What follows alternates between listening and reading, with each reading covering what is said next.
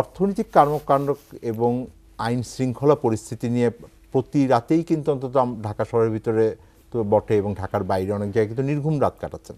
তো এই পরিস্থিতিতে আমার মনে হয় যে প্রথম কাজটি হবে হলো যে একটা আইনের শাসনকে এবং একটা রাষ্ট্রীয় যে শাসন কাঠামো এইটাকে এস্টাবলিশ করা। আমি কেন বলি, যদি আপনি বলেছেন প্রত্যাশা যদি আমাদের হিমালয়ের সমান হয় তাহলে অন্তত আল্পসের সমান তো সমস্যা আছে অবশ্যই। এবং এই আল্পসটা ধরেন প্রত্যাশাটা তো আমাদের তৈরি হয়েছে ধরেন গত এক সপ্তাহে হয়তো। তৌফিকুল ইসলাম খান, হিমালয়ের সম প্রত্যাশার কথা বলেছেন গোলাম মাওলা রনি। এই যে নতুন যে সরকার, সেই সরকারের কাছে মানুষের এই গণমানুষের প্রত্যাশা পূরণে তারা কতটা সফল হবে বলে আপনি আশা করেন? আপনি কি কোনো তারা দ্যুতি ছড়াবে বা আলো ছড়াবে সেরকম কোনো প্রত্যাশা আপনি দেখতে পাচ্ছেন? না, আমার জন্য আসলে রনি ভাই তো রাজনীতি করেন, ভালো বলেনও, সবাই শোনার জন্য বোধহয় আগ্রহ নিয়েও থাকেন।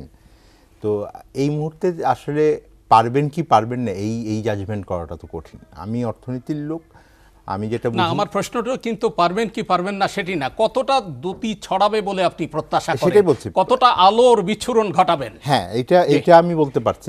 আমি বলছি যে উনি পারবেন কি পারবেন না এইটা তো এখন তো আমাদের জাজ করার সময়ও না আর কি।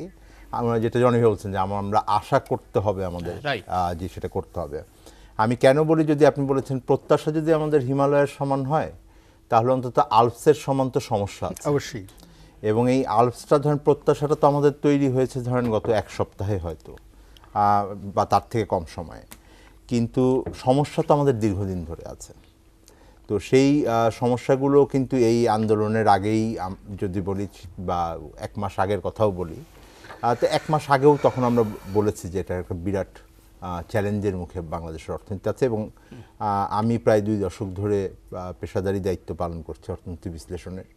আমি এত বড় চ্যালেঞ্জিং সময় কখনো দেখি নাই। তো সেই অর্থে সেইটাকে ট্যাকেল দেওয়া এবং তারপরে যে কোনো আন্দোলন বা এক ধরনের আসলে তো বিপ্লবের মতো হয়েছে আর কি।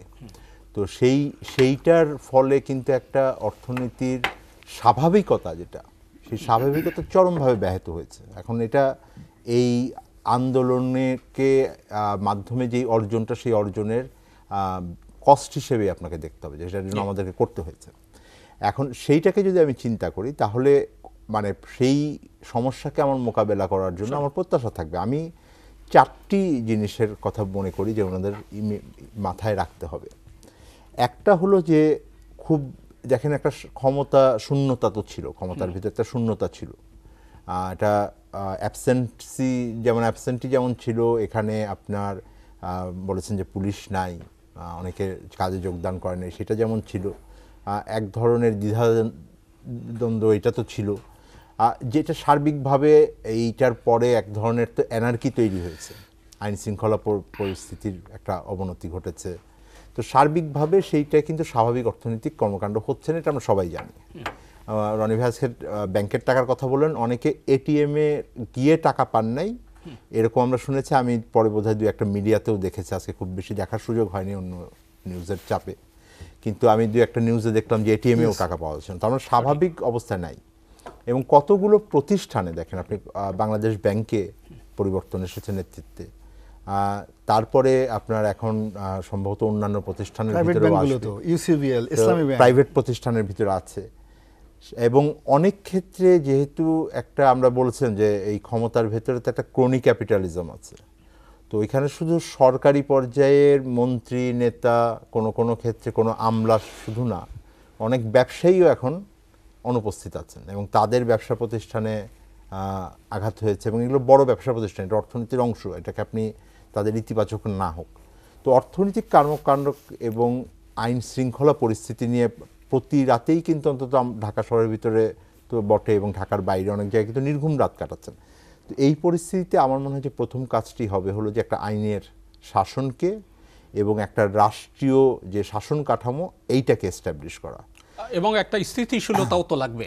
এইটাই প্রথম হলো যে একটা স্বাভাবিকতা, একটা অন্তত পক্ষে একটা স্বাভাবিকতা আনা, কারণ এখন একটা শূন্যতার ভিতর দিয়ে আছে, একটা ভ্যাকুয়াম আছে। এবং এইটা অনেক ক্ষেত্রে আমাদের সামনের দিনের যেই অর্থনৈতিক কর্মকাণ্ড, আমার বাইরের যারা আমরা বাণিজ্য করি, আমার যাদের সাথে অর্থনৈতিক সম্পর্ক আছে, তারা খুব গভীরভাবে দেখছেন, তাদের মধ্যে শঙ্কা আছে, অনেকে বুঝতেও পারছেন না গ্রাউন্ড লেভেলে এখানে কি হচ্ছে। তো মিডিয়া ন্যারেটিভের উপরে বিশ্বাস করে তাদেরকে চলতে হচ্ছে। তো ওই পরিস্থিতিটার ভিতরে একটা স্বাভাবিকতা আনতে হবে, আর তারপর অন্যরা বলুক আমি জি, এটা হলো আবার ফিরবো আপনার ইমিডিয়েট। কাছে।